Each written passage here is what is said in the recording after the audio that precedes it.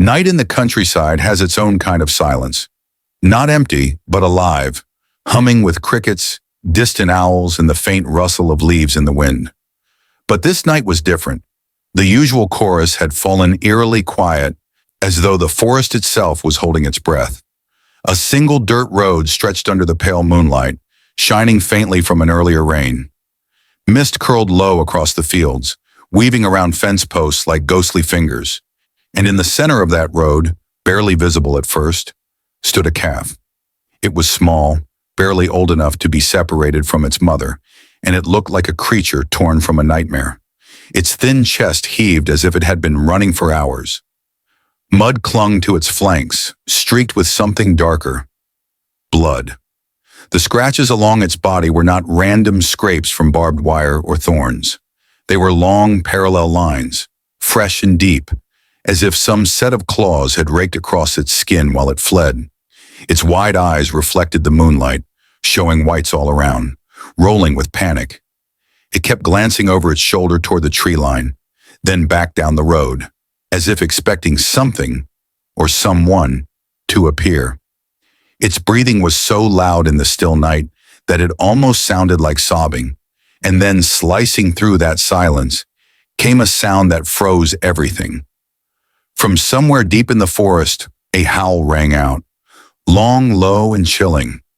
It wasn't the bark of a dog or the call of a jackal. This sound carried weight, authority, the unmistakable cry of a predator announcing itself to the night. The calf stumbled, legs shaking, and let out a weak, desperate bleat. It didn't run, as though it had nowhere left to go. Far down the road, tiny pinpricks of light appeared, torches swaying as they moved closer. The sound of distant voices followed, cautious but urgent. The villagers were coming, lanterns raised, sticks in hand. The calf's head snapped toward them, nostrils flaring. It did not move. It simply stood there, waiting. And then, just at the edge of the forest where the moonlight died, something moved, slow, silent, watching. When the villagers saw what was following the calf, what had been trailing it all the way from the forest, they could hardly believe their eyes. This was a village that lived by the rhythm of the land, the crow of roosters at dawn, the lowing of cattle at dusk. Life here was simple but not easy, balanced on a fragile border between humans and the wilderness that pressed against them from all sides. To the west, the forest loomed, a dense, tangled sprawl of teak and sal trees, home to deer, wild boars, and the predators that hunted them. To the east, farmland stretched into the distance, dotted with mud huts and fenced corrals. It was a place where human life had always coexisted with nature, but only because both knew how to keep their distance. That night, however, something crossed. That line. The air was unnaturally still, heavy with the smell of damp soil and wood smoke. Dogs whined and paced near the gates. Mothers rushed to gather their children, whispering for them to stay quiet. Somewhere in the dark, a chicken clucked in alarm, breaking the stillness before falling silent again. Then came the sound that drew everyone from their huts, hoofbeats. At first it was faint, almost like a drum beat carried on the wind. Then louder, faster, echoing through the valley until the ground itself seemed to tremble. Cattle do not run like this in the night. Something was wrong. Men grabbed lanterns, ropes, and sticks, shouting to one another. The elder, an old man with a voice that could still command a crowd, ordered a small group to follow the sound. And so, with their flickering torches casting long, distorted shadows, the villagers set out down the road. Every step toward the forest made their hearts beat faster. Fear was not a stranger here. They knew what it meant to lose livestock to predators, to find tracks of leopards at dawn. But this felt different. This felt personal, as if something had chosen this night to send them a message. As they neared the bend where the sound had last echoed, they slowed their steps. Their lantern light danced across the wet road, searching for what waited ahead. Were they walking toward a scared calf that needed saving, or straight into the jaws of something lying in wait? The light of the first torch fell across the road, and the group froze. There, standing in the middle of the path, was the calf. Its sides heaved violently, Its tongue hung loose, and foam gathered at the edges of its mouth. Its small body trembled so hard it looked like it might collapse. The men approached slowly, speaking in low, gentle tones. One reached out, palm forward, to touch its neck. The calf jerked back, nearly toppling, but didn't run. It was too exhausted to run. Then they saw the injuries. Long, bloody scratches ran down its flanks, so deep that beads of blood still trickled. Something had been chasing it. Something fast enough to nearly catch it. Something strong enough to do real harm. Before anyone could speak, one of the villagers spotted something on the ground. "Here!" he called, dropping to one knee. Lanterns swung toward the dirt, illuminating a dark, wet trail glistening under the light. Blood. They followed the stains a few paces back down the road until one man crouched, dipping his fingers into the dark liquid. It was thick, warm, too much for a calf this size to have lost and still be standing. "This isn't from the calf," he said quietly. A chill ran through the group. If this wasn't the calf's blood, then whose was it? The forest loomed just ahead, a wall of blackness. The calf kept glancing in that direction, letting out small, pitiful cries. Whatever had happened out there, a predator attack, a trap, something worse, was still unfolding in the shadows. The men exchanged wary looks. Some gripped their sticks tighter. Others glanced back toward the village, thinking of their families, of the children who might be next if they didn't act. One thing was certain. This calf hadn't run for no reason, and whatever had driven it from the forest could still be out there, watching them from the dark. Would you like me to continue with Section 4, The Struggle, in the same expanded, cinematic style? If yes, we'll begin pushing the tension even higher. The villagers debating whether to go into the forest, risking everything. Dialogue and atmosphere. For a long, tense moment, no one spoke. The only sounds were the hiss of torches and the calf's ragged breathing. The road seemed to hold its breath, waiting for someone to decide what came next. Finally, one man straightened, gripping his stick so tightly his knuckles were white. "We can't leave it here," he said, nodding toward the calf.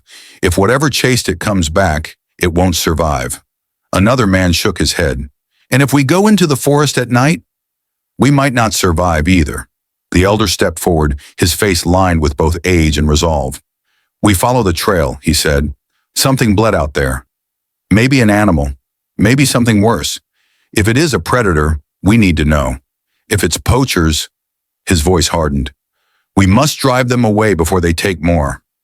Fear rippled through the group. Everyone knew the danger of venturing into the forest after dark. The trees turned into a labyrinth at night. You could get lost within 100 paces, and predators, emboldened by darkness, could circle you without a sound until it was too late. The calf shifted, letting out a soft, pleading cry that cut through the argument like a blade. It turned its head toward the forest again, tugging against the rope one man had looped around its neck, as if trying to lead them somewhere. "It's pointing the way," someone whispered, "or straight into the mouth of whatever nearly killed it," another muttered. The debate swelled, voices rising, fear clashing with duty. Some argued to take the calf back, lock the gates, and wait until morning. Others said every minute they delayed risked whatever life was bleeding out in the forest. The elder finally raised his hand, silencing them. "We cannot wait," he said, "but we cannot all go. Some must stay behind, guard the calf, guard the children. The rest will follow me." There was a heavy pause, then 4 men stepped forward. The bravest, or perhaps the most stubborn. They carried torches and knives, their faces set like stone. The forest loomed ahead, black and impenetrable. Every shadow seemed to move, every sound magnified. Even the night birds had gone quiet. Step by step, they crossed the invisible border where farmland ended and the wilderness began. Their feet crunched on wet leaves, loud in the silence. The torchlight danced over twisted roots and low branches, throwing monstrous shapes against the trees. Then, a sound.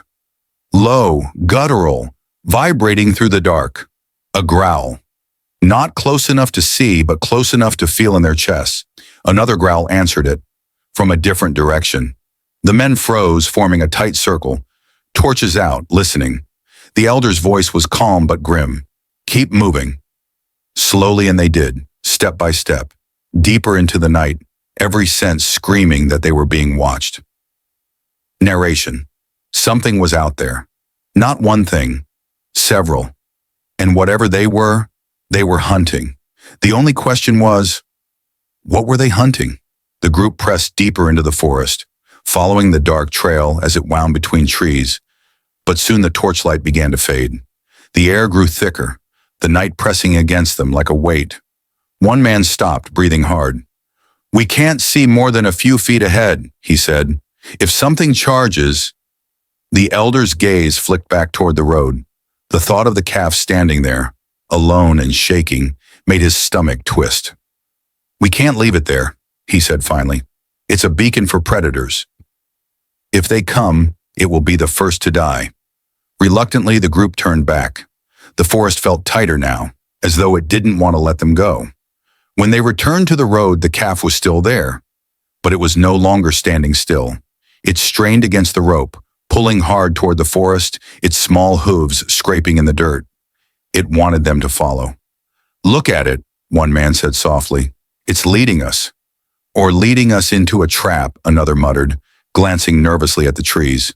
The elder knelt, looking the calf in the eye. "Show us," he whispered. And with that, they did something that went against every instinct. They trusted the animal. They formed a protective circle, torches outward, and guided the calf toward the forest. Step by cautious step, they followed its lead into the shadows. Then, a sound split the night, a roar, long, deep, and so powerful it seemed to shake the very air around them. The calf bucked in terror, almost breaking free of the rope. The men stopped dead, their torches flaring as they turned in every direction. Something big was out there, and it wasn't alone. The roar was followed by another sound. Closer, sharper, the eerie, bone-chilling laughter of hyenas. Eyes appeared in the darkness, glowing yellow, reflecting the torchlight like distant lanterns. First 2, then 4, then more. They were circling, moving low to the ground, weaving between trees like shadows with teeth. The men shouted, waving their sticks and torches, trying to keep the predators back. The hyenas hesitated, their whoops turning into a chorus of mocking. Giggles, but they did not retreat far. The calf stumbled, its legs finally giving out, and collapsed on the wet ground. It was too exhausted to move. "We can't keep going," one man said, panic rising in his voice. "It's finished. If we stop here, we all die," another shot back. The elder crouched, feeling the calf's rapid heartbeat under his palm. It was alive, but barely. "We must choose," he said grimly. "Carry it back, and they will follow us. Stay here, and they will close in before dawn." The night fell silent, an unnatural, suffocating silence. Even the hyenas stopped laughing. It was as if the forest itself was waiting for their decision. Then, somewhere in the distance, a single twig snapped. Narration. The forest had gone silent, and silence is the most terrifying sound of all. The elder made his choice. "We follow where it was running," he said. "Whatever it was trying to reach, we find it." The men exchanged grim looks but obeyed. 2 lifted the calf carefully between them, its legs dangling, head lolling weakly. The others kept the torches high, eyes on the shadows. They followed the trail another half-mile until the smell hit them. Sharp, metallic, unmistakable. Blood. When they stepped into a small clearing, their hearts sank. There, lying in the dirt, was a full-grown cow, the calf's mother. She was alive, barely, her body twisted and pinned by a crude snare made of rope and branches. Her breathing was shallow, her eyes dull with pain, but she let out a low, guttural sound as her calf was brought near. The calf bleated weakly, straining toward her, and for the first time that night, hope flickered in the darkness. The elder knelt beside the snare, his jaw tight. "Poachers!" he spat. One man cursed under his breath. Another glanced nervously at the trees. "We don't have time," he said. "Those hyenas are still out there." The elder's voice was like iron. "Then we make time. We do not leave her here." The men worked fast, knives flashing in the torchlight as they cut at the rope. The cow groaned in pain but did not struggle, as if she knew they were trying to help. The night around them was alive now. The hyenas were closer, their whoops and cackles echoing from all sides. Then came the sound of something heavier, padding through the undergrowth, perhaps a leopard drawn by the smell of blood. "Hurry!" one man hissed, sweat streaming down his face. "Hold them back!" the elder barked. The men formed a circle, torches out, creating a ring of fire and shouting to keep the predators at bay. The forest seemed to seethe just beyond the light, eyes flashing, shapes moving. Finally, and with a sharp snap, the rope gave way. The cow stumbled to her feet, staggering but standing. The calf cried out, pressing against her side. Just then, a hyena broke from the shadows, charging straight at them. For one terrifying second, it seemed unstoppable. But the villagers roared as one, shouting and banging sticks, surging forward with their torches. The flames flared, and the hyena skidded to a halt, snarling before slinking back into the trees. The night exploded with sound. The predators retreating, the men shouting in triumph, the calf bleating as if to thank them. In the firelight, the cow and her calf stood side by side, their silhouettes black against the flames, a picture of survival that none of them would ever forget. 9. Resolution. By the time dawn touched the tops of the trees, the group was leading the cow and calf slowly back toward the village. The night had been long, but they had won. The village women met them at the gate, gasping at the sight of the bloodied cow, but rushing to bring water and herbs. The men stayed watchful for the rest of the day, guarding against any predator that might have followed them. Under careful tending, the mother cow's wounds began to heal. Her strength returned slowly, and soon she was able to walk without stumbling. A week later, the calf was seen running across the fields again, kicking up dust as it played, never straying far from its mother's side. Life in the village returned to normal, but no one would ever forget the night they had followed that trail of blood.